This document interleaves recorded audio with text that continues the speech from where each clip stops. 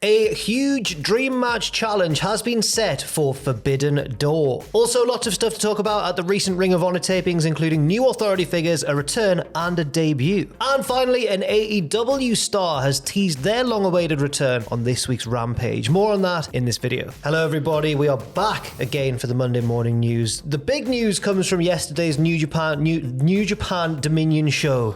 Yes, it does. Dear me. Big matches are being made for another show that's happening towards the end of this very month of June. Absolutely. Following the successful defense of the never openweight six-man tag team titles from the trio of Kazuchika Okada, Tomohiro Ishii, and Hiroshi Tanahashi, a huge announcement took place at the Dominion main event because Moxley, one of the participants on the losing team, took the mic and said many call Okada the best in the world, but there's someone in the Blackpool Combat Club who he considers better. Then the great Yuta took to the microphone and said, "It is I, because I pinned Kenny Omega at the end of Double or Nothing." It wasn't Yuta who said that, or the great Yuta as you've called him. It wasn't Yuta who said that. In fact, Moxley went, "Look at the video screen." And everyone looked at the video screen, and there was a video package where Bryan Danielson laid out a challenge to Okada. Back in the ring, Okada then got on the mic and accepted the challenge for Forbidden Door on June 25th in Toronto, Ontario, Canada. He is a man of nature, Bryan Danielson. He was in the mountains, I assume, of Las Vegas. They were very orange and sandy.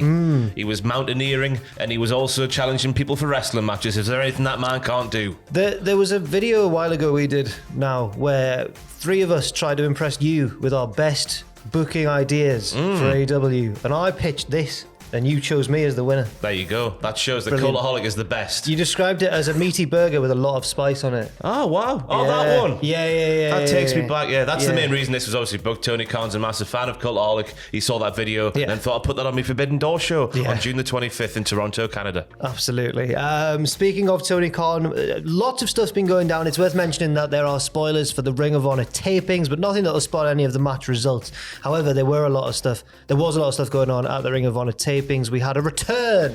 Yes, Griff Garrison made his return of the Varsity Blondes with their 80s swagger, their 80s theme, 80s hair, all the 80s. He had a match against Lee Moriarty.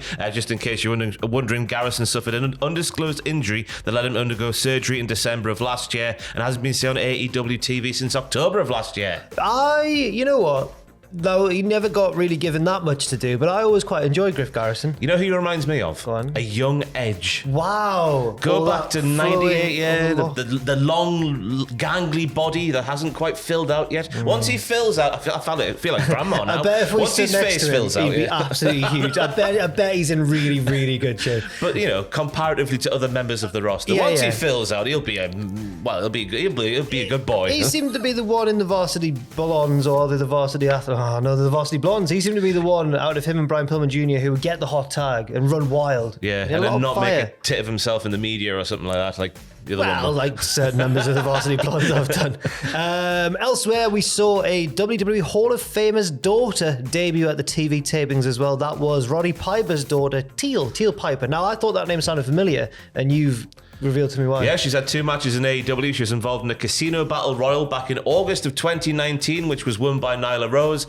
Then at the start of this year, 2023, she teamed up with somebody I've forgotten the name of. Oh my God, I'm on the cameras are rolling. Was it Deimos? No, it wasn't. No, it was Ed or someone like that. It was a really short name, and they lost to Anna JAS and Ty Conti of the Jericho Appreciation Society on Dark, but that's it in AEW. 37 years of age. It's another bit of information there, so relatively inexperienced for her age, but as we know by wrestlers now, 37 is just entering the prime, isn't it? You hit your prime at 40 in wrestling now. This as Ross mentioned, she's been in AEW already, but this was her Ring of Honor debut.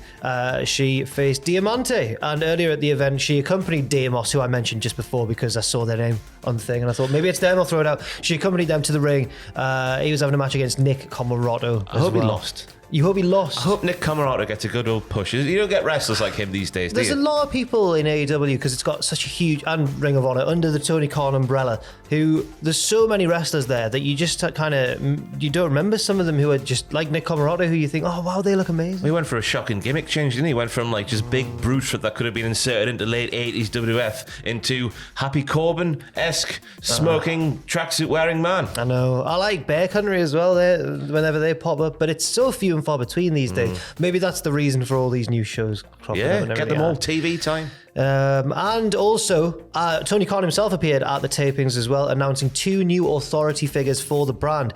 They are Jerry Lynn, good shout, logical. Stokely Hathaway, what are you doing? It's this is a shocker. It's a very good thing for Ring of Honor. Yes. But he was murdered the last time we saw him, I guess, in kayfabe in AEW. I know he was on the kickoff show for Double or Nothing, but in terms of in-ring stuff, he was written off at the old whatever it's called, the firm deletion. Yes. But yeah, it was. I'm shocked that. Maybe Stokely can float between the brands, but this seems like as an authority figure, it'll be solely Ring of Honor, but we'll have to wait and see what happens. I was saying it's a bad decision because I was just looking at it as if it was in kayfabe terms, because as we've learned, Stokely Hathaway cannot be trusted. Why would you grant him a position of power? But you would assume to his, like Eric Bischoff, you've got the Stone Cold Steve Austin of the piece, which is Jerry Lynn. Yeah, Jerry Lynn is keep him in line. Yeah, he is quite like Stone Cold. We've seen Jerry Lynn before being trusted with on-screen road agent duties in AEW. I think he was a judge once in a match, maybe. Yeah, that rings a bell on the front row. Yeah, with the great Muta, not his father, the great Utah. No, Tony Khan specified some of the powers they'll have. He said they'll have matchmaking and ruling authority that can only be overruled by Tony Khan. I'm glad that I hope Tony's got a catchphrase to cut them off in the middle of a promo. It obviously can't be "excuse me" for obvious reasons. That belongs to somebody else. I can't believe you've just done this. And then he walks out like, oh. You can't sort it out. It is now I, Tony Khan. Oh dear. No. I don't know what to say there. It's going to be very interesting to see Tony Khan cutting live promos. I think I don't know if he will necessarily, because this feels like it's just one of those clarification rules that AEW throw in so that nobody can say, well, who do they answer to? We've already answered that question. The commentators going, they must have been overruled by Tony Khan. Yeah. That's not what we want, though, is it? We want at least like a sort of Wizard of Oz-esque like Videotron thing where he's got like stop right there, a big evil cape on, overruling things. That's what you want. I guess it shows that there is at least more. I was going to say more of a split between AEW and Ring of Honor, but there has been already, I suppose. Yeah. It's nice to see with the proper on-screen authority figure. I know it's been done for the last 20 years or whatever, or even longer, but it's nice to see in terms of AEW and Ring of Honor, that being its own separate thing. That sort of differentiates them and makes you want to see different things on a different show, perhaps. One thing that I will say on a possible negative side of things, but this is just speculation, is that because it's a heel authority figure and a babyface authority figure, I hope the Ring of Honor shows don't devolve into like bickering between because Ring of Honor is about the wrestling. And I think it probably will stay that way. Of course it will. Yeah. And finally, quite an AEW star that we've not heard from in quite a long while has teased their possible return on this week's Rampage. A recent report by a Wrestling Observer newsletter indicated that Santana might be on his way back soon to AEW. He suffered a knee injury during the Blood and Guts match all the way back in June of last year, but he's been tweeting. Yes, he tweeted the digits 6/9. Nice. Like referring to this week's episode of AEW Rampage. So we'll have to see. It's a shame what's gone on between him and Ortiz, obviously, but is there anything he can do outside of that? What? Yeah, is that so? That's real then. Conan broke the news, didn't he? It feels like over a year ago now that they weren't getting along, and then they just sort of split up as a tag team on screen. Obviously, the heart. I remember the injury going down inside the big old cage. Everyone was heartbroken there. So I don't know, just because it just feels like those two are right. And when they're on fire, like there's nobody like them, is there? They were really good.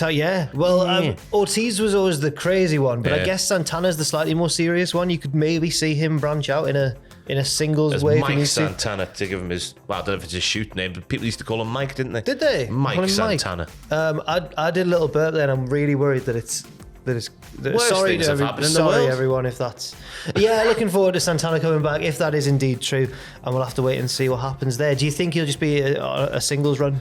It's an interesting one because it's happening on Rampage. We know there's certain people who are just on Rampage. You know, Swerve's, I don't know if graduated is the right word, but Swerve's appearing more on Dynamite now than he was a little while ago. But it's just in terms, hopefully it's not just a space in the firm, because that feels like does the firm even exist? Because Stokely's now on Ring of Honor. Maybe it didn't indeed got deleted. Yeah. What was the firm about? What was that? We're stable, but we'll just break apart when we're not needed. I don't know. All right then.